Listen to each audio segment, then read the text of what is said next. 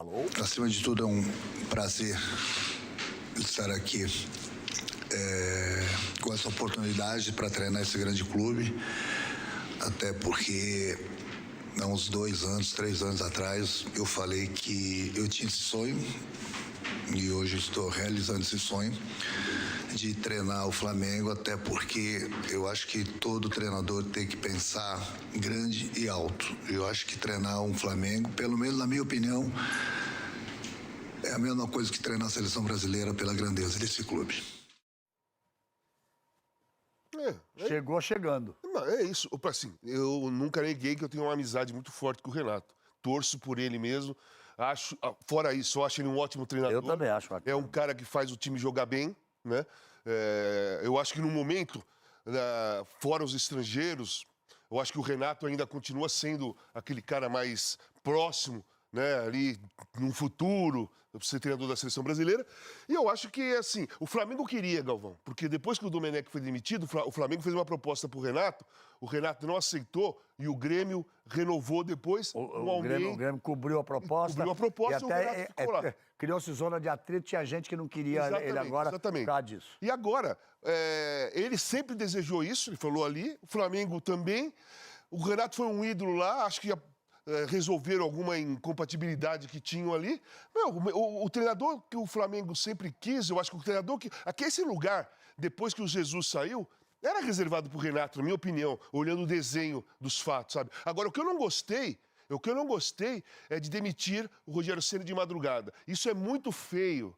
Isso isso parece que está fazendo as coisas escondidas nas costas. Não há necessidade disso. Não havia necessidade. Não há necessidade. Espera amanhã, no outro dia, chama o Rogério, fala com o cara, fecha com o Renato e pronto. Diga lá, Paulinho. Não, é que noves fora aí o fato do Rogério Ceni ter sido demitido no que se pode definir como o horário Adeuzão Alves, que era o amigo da madrugada, um radialista que fazia aquele programa de meia-noite às 5 da manhã na Rádio Globo. Me parece que o grande problema que tem no Flamengo é que aquele time de 2019 não existe mais. Ele não vai jogar mais como jogou em 2019. Pouco mais de um ano após a saída do Jorge Jesus, o Flamengo está no 3º técnico. Veio o Domenech, vamos buscar um europeu. Aí traz o Domenech, não serve. Traz o Rogério Ceni. Não, também não serve. Por motivos diferentes. Mas me parece que tem sempre um desejo de ver aquele time como o de 2019.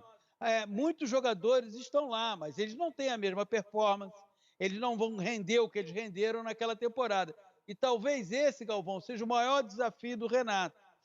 Não vai conseguir repetir aquela performance, mas quem sabe transformar esse time num time que combine encantamento com o resultado, porque essa é a ansiedade do torcedor.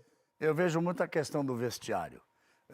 Dizem que o Rogério teria perdido o vestiário, teria perdido o relacionamento, não tinha o espírito de Flamengo, que o Renato tem o espírito do Flamengo, um grande do Flamengo. E pelo que acompanhei do Renato no Grêmio, nesses 4 anos e meio do Grêmio, o Renato, ele resgata essa coisa dos jogadores, os jogadores jogam por ele realmente.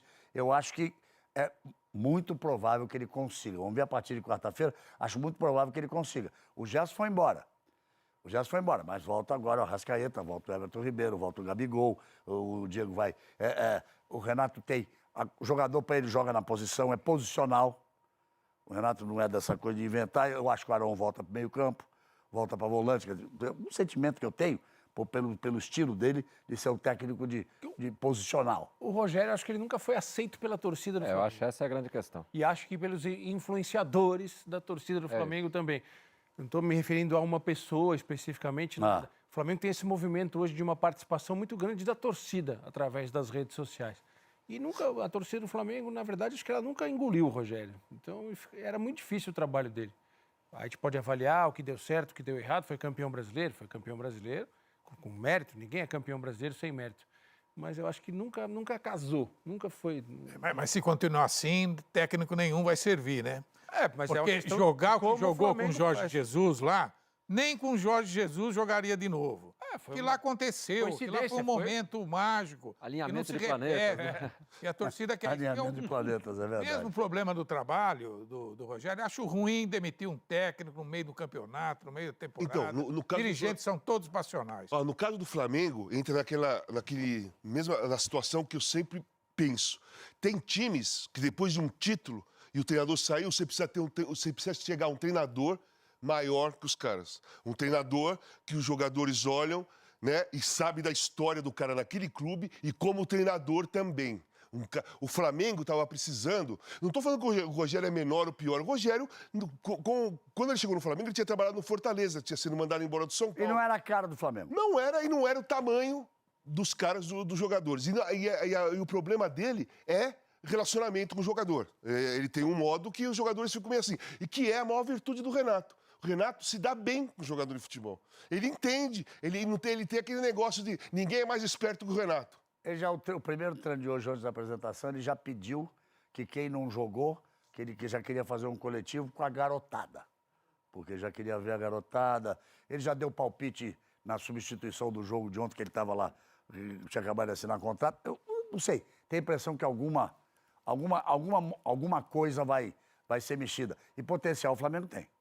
Potencial o Flamengo tem. O que eu achava meio impossível era a opção do Rogério Ceni de você jogar com o Diego, com o Gerson até ainda estava, mas sem Arrascaeta e sem Everton Ribeiro, Everton Ribeiro. jogar com o Michael e com o Vitinho, você está jogando 4-2-4. Porque está jogando com 4 atacantes. Michael e Vitinho não são jogadores de ligação, não são jogadores de meio campo. Então ele expunha o time a uma fragilidade de recomposição e daí os gols que tomava e daí os problemas que tinha no segundo tempo. Isso é uma coisa que para mim me parecia absolutamente evidente. Opção mal feita.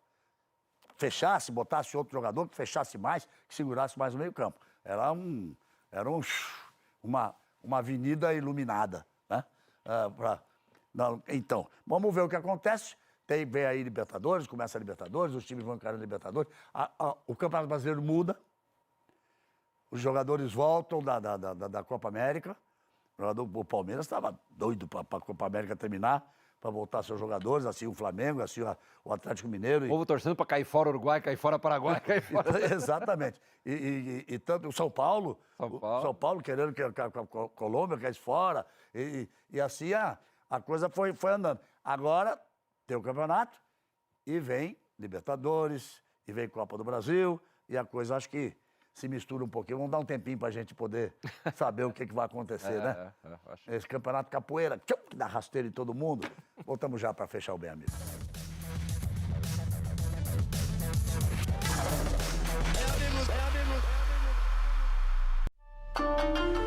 Faltam 11 dias.